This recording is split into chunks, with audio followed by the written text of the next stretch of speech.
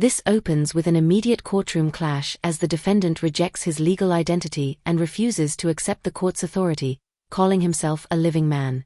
The judge proceeds anyway while identity is confirmed on record, setting an intense tone of conflict from the very start.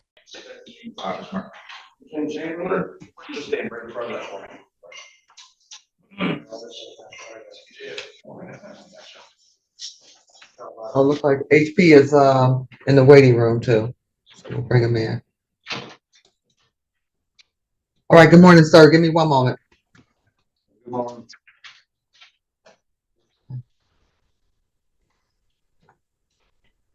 Highland Park. Oh, is that Officer Monroe?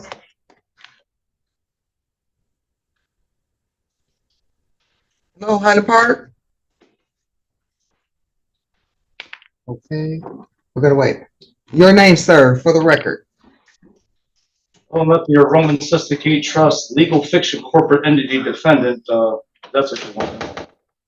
I am one of Okay, the well, this is sovereign people. yes. Okay, all right. So this is for Eric Joseph Martin. And officer, can you tell me the person that's standing before you, who they've been identified as far as your records? Yes, Your Honor. This is Mr. Eric Martin. Okay. I jump to that any presumption that I'm a legal fiction corporate entity. I am a living man whose name is spelled capital E lowercase RIC of the capital M lowercase ARTIN family, one of the living people living on the land. Not the corporate entity defendant. Sir. All right, it's time to listen right now. Thank you and good morning. The court is calling case number 282-257-13-64001. The people of the state of Michigan versus Eric Joseph Martin. Appearances, please. Jasmine Martin, P86378, appearing on behalf of Mr. Martin, Your Honor, who indicated that he wishes to represent himself, pro se. Okay. All right, so Mr. Martin, this is an arraignment. And it's the court, never advises the individual to represent themselves, but you do have that right. You do have an attorney that's here that had an opportunity to speak with you. What's your position as it relates to this arraignment? So you'll need to know how to follow court procedure if you want to represent yourself. I have a motion I want to make on the matter at the battle. Move to dismiss based on lack of probable cause. My sister just told a lie saying I put my hands on her. I told the cops, no, I did not. That is not fact sufficient for the belief, as the U.S. Supreme Court said, and if I remember right, it's Beck versus Ohio or Ohio versus Beck.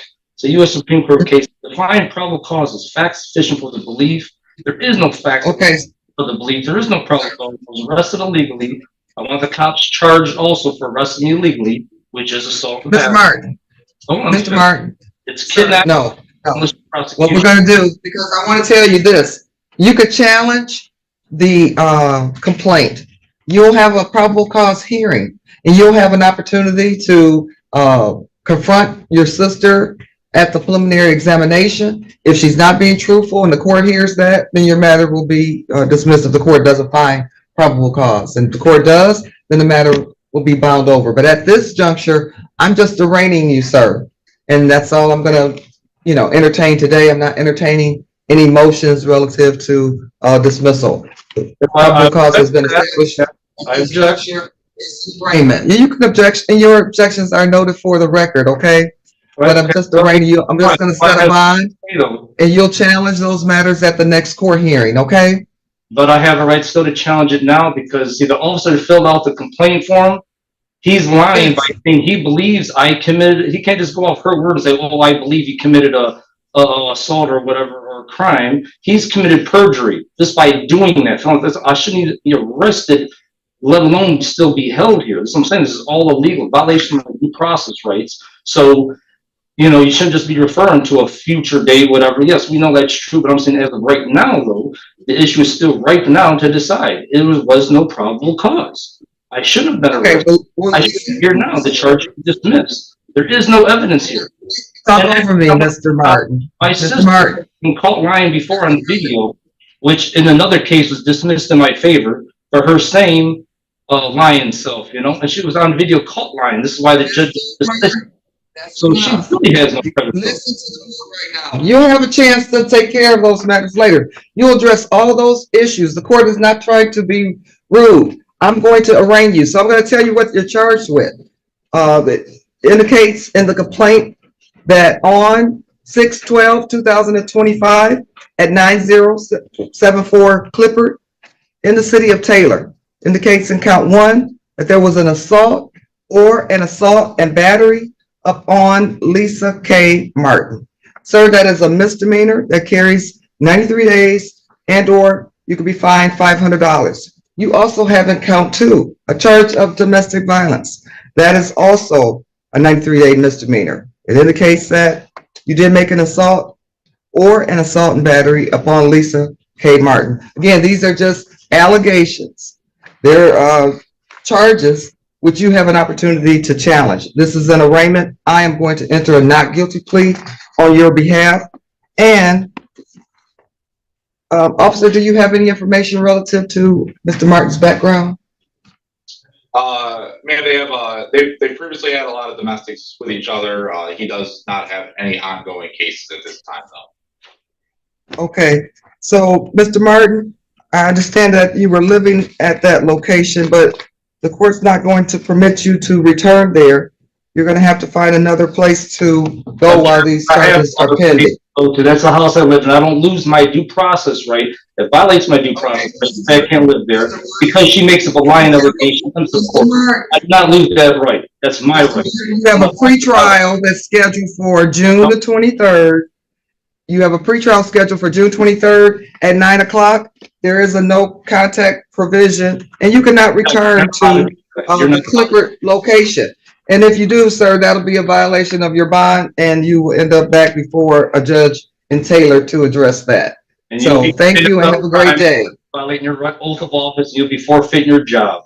That's violating my constitution. Right. I do not lose my right to be free just because someone tells a lie with no evidence. That's why I said this case is dismissed now. There is no evidence. There is no probable cause. You do not have the right to tell me I can't go here or go there or be at my only house that I have a right to be at, or leave this state and all the rest of the old crap orders you judges like to just do traditionally. Like it's okay. It's violating people's human right.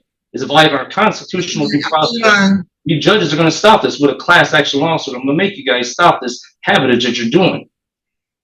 So you might stop it now. Like I said, I'm not. It's not going. You're not going to get away. They're going to get away with violating my due process rights. Telling me I can't be at my house. I'm done with this matter. Thank you, Mr. Martin. House to go to anyways. Okay, I'm done. What is her name? Okay. Have a good day, Mr. Martin, sir. Take care. All right, we're done. Thank you, officer. Take care. Thank you.